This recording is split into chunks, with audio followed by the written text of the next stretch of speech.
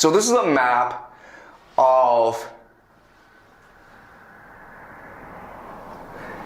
the British Empire, okay? So let's look at India and China.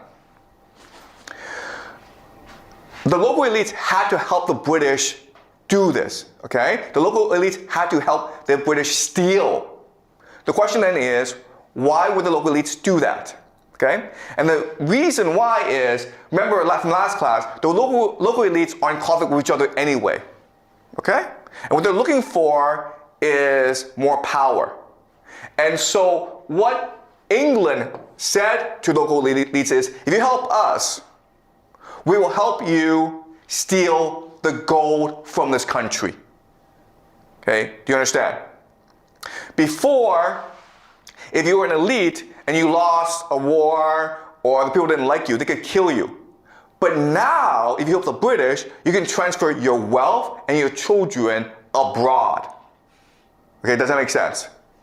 So, now what's going to happen is that the elite are going to be able to send their children and their wealth to the British Empire, okay?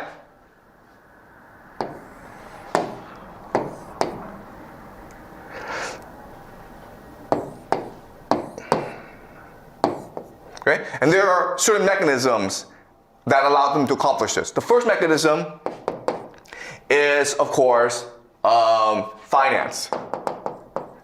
Okay?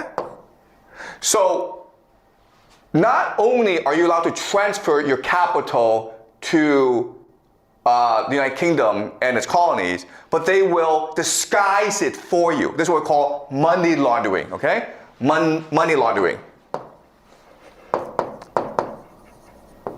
So when you steal from your people, not only will Britain allow you to do this, but they will disguise it for you, okay? Through their offshore financial centers, including Hong Kong, Singapore, their lawyers will pretend that this money came from, not from drugs, not from gambling, not from prostitution, but from restaurants, from real estate. Who cares, okay? But they'll clean up for you, okay? We call this money laundering.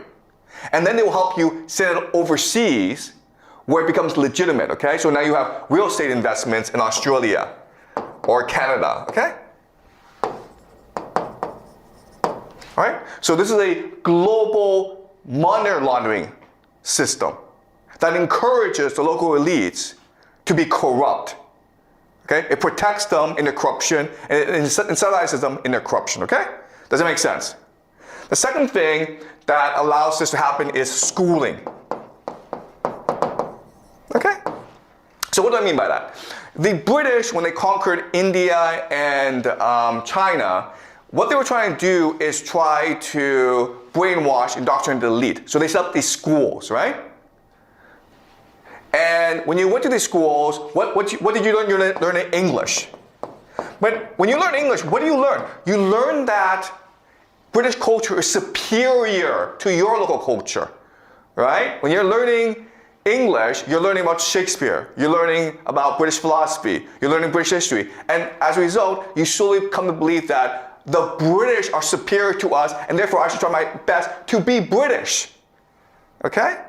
And also, what's really important is that the schooling system allows for mobility, okay? So if you are a really smart person in China, well, there's really little mobility for you in China. But if you go for the British system, you might win a scholarship to go study at Oxford or Cambridge, okay? You even might become a Rhodes Scholar. So a Rhodes Scholar, it's basically a secret society, okay, guys? But the idea is that all over the British Empire, the very best students will be selected to go to Oxford where they become best friends, okay? And their mission will be to spread the power of the British Empire all around the world. And it works really well, okay? This is an indoctrination system for local elites. And it works really well because remember, if you're a really smart person, the British offer you more opportunities for mobility than your own country. Because in your own country, the system is very hierarchical. It's static. There's really no mobility, right? But if you're really smart and you obey the British and you believe that the British culture is the very best in the world, you might become a world scholar. And then you become part of the British Empire. Okay? And that's how the British were able to conquer the world. And the third thing, of course, is the Navy. Basically, the Navy ensured that Britain was the greatest military power in the world. If they didn't like you, they would come and destroy you, okay? That's what happened to China during the Opium Wars. There was nothing that could destroy the Navy.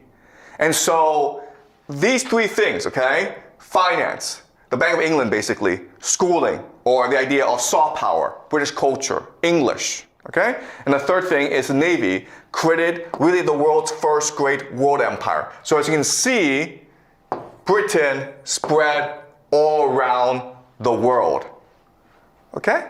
And so even though the British Empire is no longer around, it's now the American Empire, even though the opium trade has stopped, what's important for us to understand is the game is still being played today, okay? So let me give you an example of this. This is the drug trade in the world, okay? And as you can see, the drug trade, okay, primarily cocaine. We're talking about cocaine. There are other types of drugs as well, but let's focus on cocaine. You can see it's a global network. Just like a lot of cocaine is produced in Colombia and South America, and then it just travels all around the world. It's a very sophisticated system of trade, okay?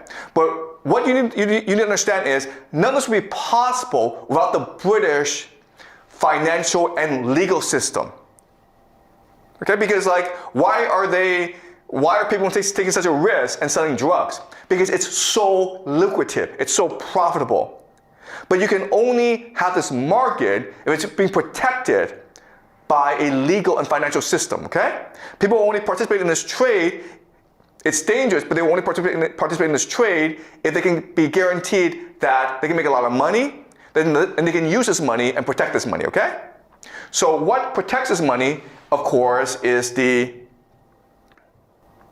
offshore financial centers, okay? So the green are areas in the world in which you can place your money. They won't ask where the money came from. They don't care where the money came from, and they will clean it up for you, okay? Money laundering. They will use their sophisticated legal and financial systems to clip your money, and then they will help you invest it elsewhere, okay? Does it make sense? Let's pause the tape here because what Professor Jiang is peeling back is the single most critical structural deception embedded within modern globalization templates. Standard historical analysis conditions the public to believe that empires voluntarily dissolve when they surrender physical territory or recall their standing armies. But under strict tactical game theory, an elite apparatus doesn't disappear. It simply transitions into a covert operational model. By shifting their baseline enforcement matrix away from overt naval blockades and rerouting it through weaponized contract law, international soft power metrics, and covert offshore financial nodes scattered across the Caribbean and Southeast Asia, the syndicate constructed an invisible siphon loop. They created a global processing network that systematically rewards local counter-elites for extracting the raw physical resources of their own host country, laundering that capital straight back into the core first world banking centers.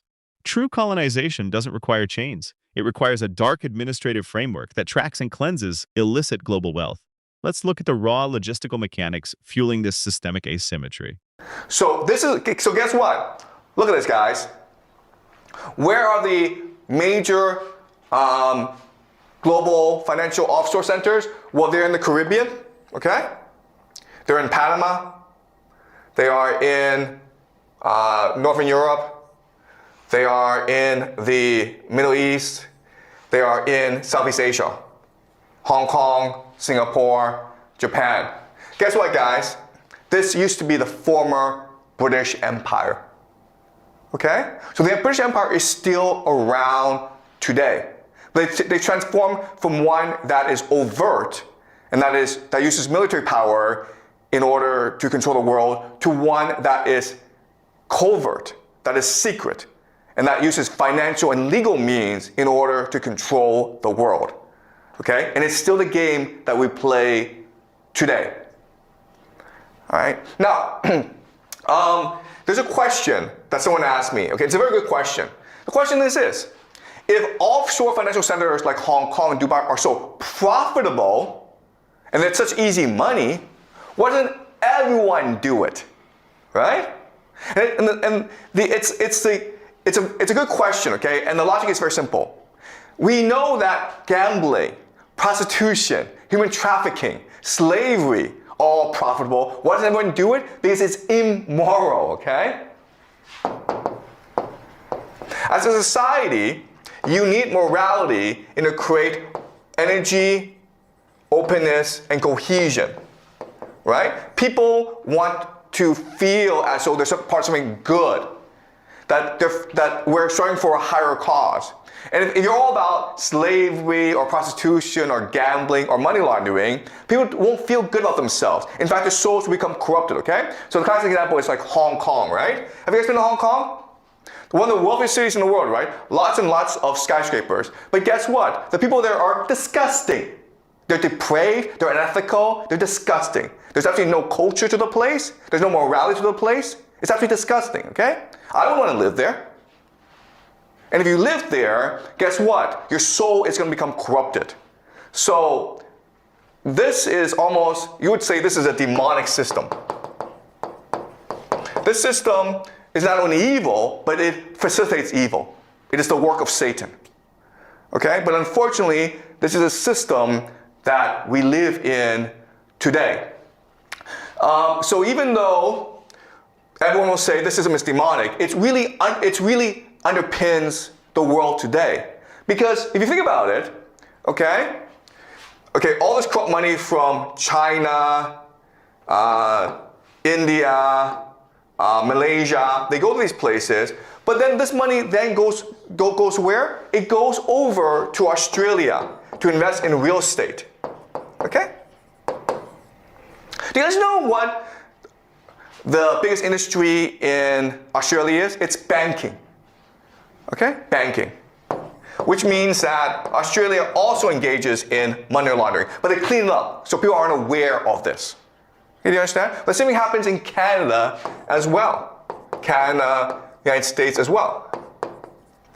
So this entire world, it's based on stealing from the third world and transferring this money to the first world. That's all it is, okay? It's not complicated. But this has led to a huge problem. The problem is what we call over-financialization. But over-financialization, it's a very simple concept where there's too much money, so people become corrupt, lazy, arrogant, and insular. And that's what's happening in Canada, in the United States, in Britain, in Australia. Okay? And so really, an empire must collapse at some point. So the British, the Western world, they are a victim of their own success. Okay? So they stole all this money from the rest of the world, but this money has made their people lazy, corrupt, and arrogant.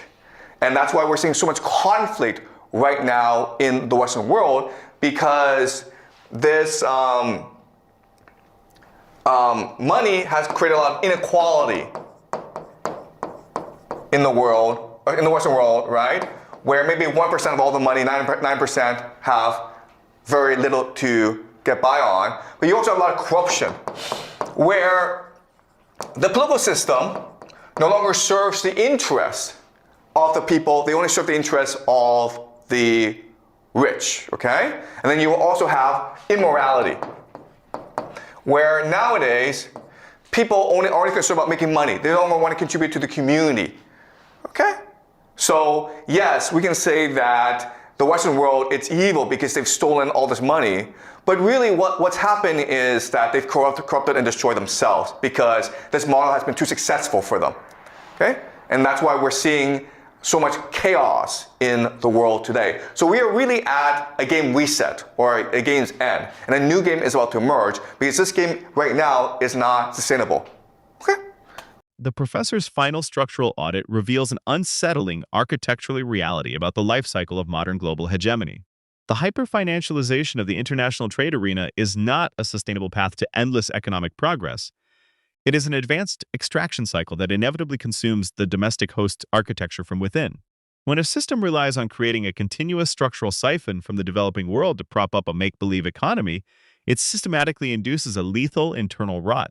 The influx of easy, untraceable capital from offshore networks turns the domestic management class lazy, corrupt, and profoundly insular, causing them to completely miscalculate their actual resource limits while accelerating severe internal wealth polarization. The chessboard is not being reset by accident. It is breaking under the weight of an unsustainable financial layout that trades long-term civilization resilience for immediate, short-term transactional performance. But I want to know your calculation on this. Can a nation-state survive when its own leadership structures become dependent on managing an international laundering grid, or is a catastrophic systemic collision mathematically guaranteed? Flood the comment section with your thoughts, hit that subscribe button to stay ahead of the matrix, and I'll see you in the next breakdown.